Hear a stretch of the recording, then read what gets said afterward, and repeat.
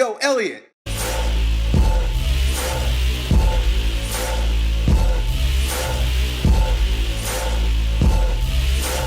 So our buddy Carl here goes to the gym, right? And apparently this gym doesn't have a squat rack.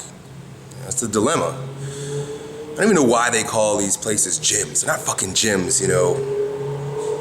Gym, gymnasium. Gymnos. Greek for naked.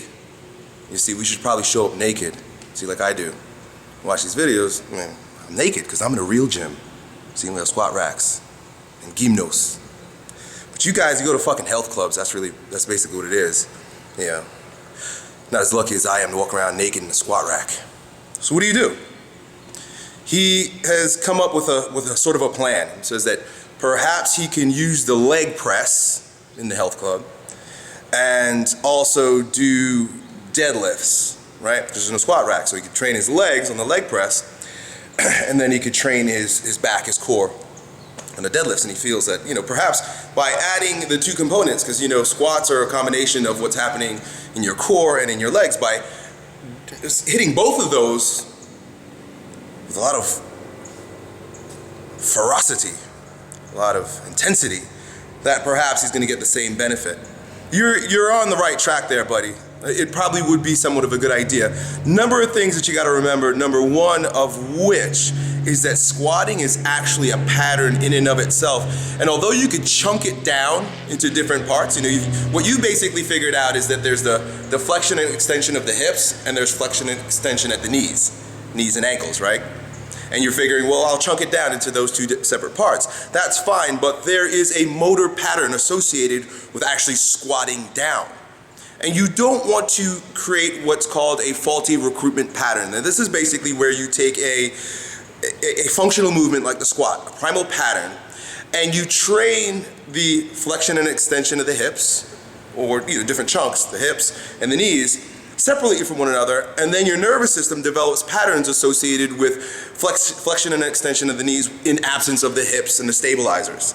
That's most important, really, is the stabilizers, because if you're training the prime movers in absence of stabilizers, and you know this is true because you're laying down on a fixed machine when you're doing squats, then you're not only creating a faulty recruitment pattern in your ability to perform the squat, but you're also teaching your body to turn on prime movers in absence of your inner unit, the muscles that hold this whole thing together, right? They're not the sexy muscles, right? They've got strange names like multifidus and transversus abdominis, and they're deep down around your spine. You shut those off when you start training your legs. In absence of it, you're looking for a whole slew of problems. So what I would invite you to do is, yes, break it up, but also integrate it. You're isolating segments, portions of the movement, chunking it down, but also integrate it. And I know the point is that there's no squat rack, Elliot. How do I integrate it? Well, you don't necessarily have to go heavy.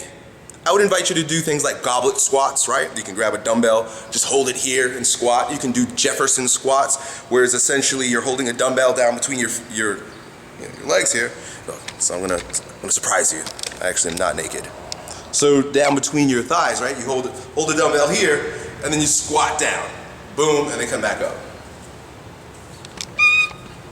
Right? Surprise. I have on shorts.